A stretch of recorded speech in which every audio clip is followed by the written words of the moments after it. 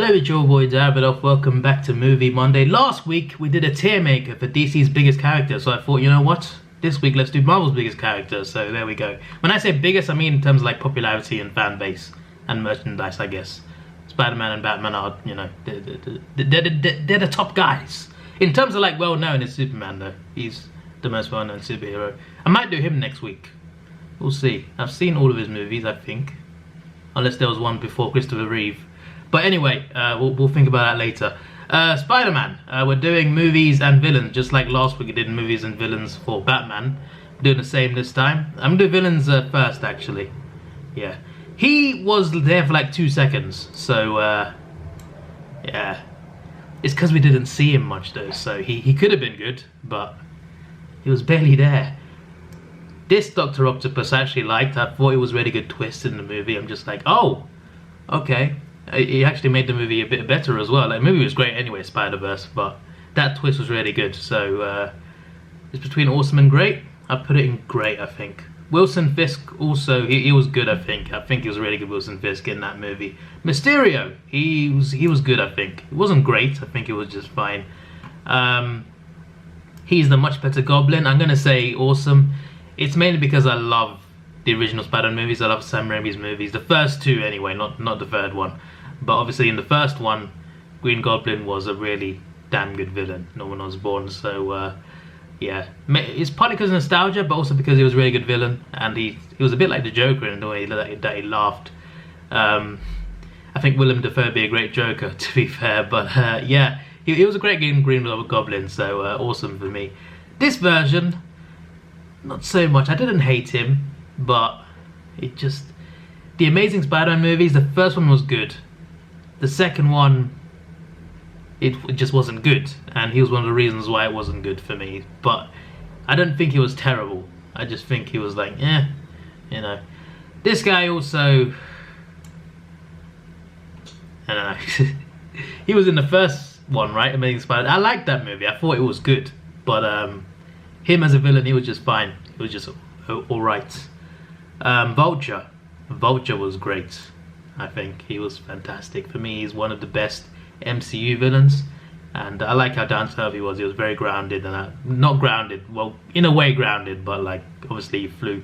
But the point is, he was a very good character and one of the best in Spider-Man movies and Marvel in general, I think. Dr. Octopus as well, awesome.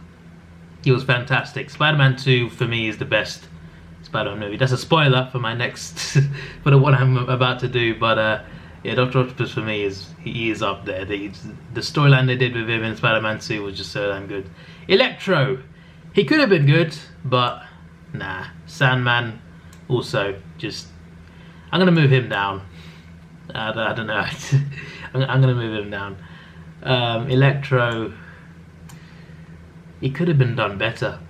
He looked cool, and parts of his story was good, but overall, just the way that movie went towards the end, yeah, they kind of ruined him. But yeah, Sandman, not a huge fan. And this is the obviously Spider-Man 3 Venom. If it was, you know, Venom, Tom Hardy, then, you know, it would be like good. But he wasn't really a villain, was he? He's an anti-hero. But in terms of Spider-Man 3, look, I liked the black suit. The black Spider-Man suit was cool. But this Venom, he looked kind of cool, but obviously he was sort of like forced in there. The director didn't even want to use him. The studio just pushed it in there. But it looked cool. It looked cool. It's between, I'll put it in okay. I'll put it in okay. I'm not being too critical, but yeah, this is, I'm gonna move this up actually, considering like this is like a meh tier. So terrible because it was there for like 2 seconds. Bad, okay, in that order. Yeah, actually, yeah, in that order. Good, Wilson Fisk from Spider-Verse, Mysterio, and this, I can't remember his name now. Great, Dr. Octopus, the female version from Spider-Verse, Vulture, and then awesome is Dr. Octopus and Green Goblin. Spider-Man movies. Far From Home, I'm gonna put in a B. Where's I'm gonna assume this is 2. Yeah, no, this is 1, this is 2. I'm pretty sure. I'm sure of it. I'm sure of it. Spider-Man 2, S. Spider-Man, S. The Amazing Spider-Man, this is the first one, right? Yes, it is. That's number 2. I can see it. This one I actually think was good. Like, a lot of people hate these movies. The second one I understand. Even I don't like that. I'm just like, that was awful. It's the worst one. Amazing Spider-Man 2 is definitely the worst one for me. But yeah, the first one was good though. I think it was a good movie, honestly. Spider-Man 3, it's more rewatchable than Amazing Spider-Man 2, but still a bad movie. So, no. See, that's better than that. Which is why I'm trying to actually... I'm sorry, but this one is just so bad. It's not even on... This is not on that level. I'm just saying. I'm sorry, but look, I think this is bad, but this is just bad. This is just a new level of bad. Okay, but I can actually rewatch that. Like, I could rewatch that and have fun. I can't have fun with this. I can rewatch this and that's great, but no, never mind that. Homecoming, actually, Spider-Verse as well. That's an A for me. Might be nostalgia, but for me, Spider-Verse is not as good as Spider-Man 2, but Spider-Verse is really damn good. You know what though? Maybe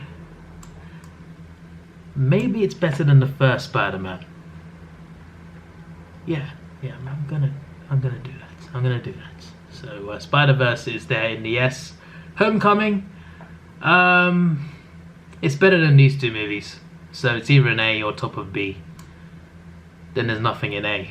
We'll move this down to A. There we go. That looks more balanced. There's nothing in C. But nothing's a C for me here. I think they're all pretty good.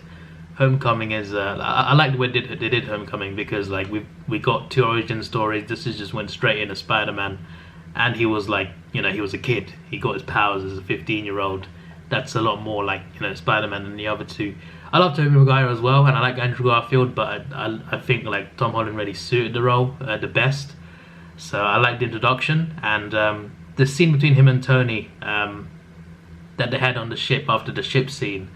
That scene hit harder when Infinity War happened at the end. So yeah, this movie has quite a bit in it. It's quite deep when you look into it properly, and there's a good villain as well.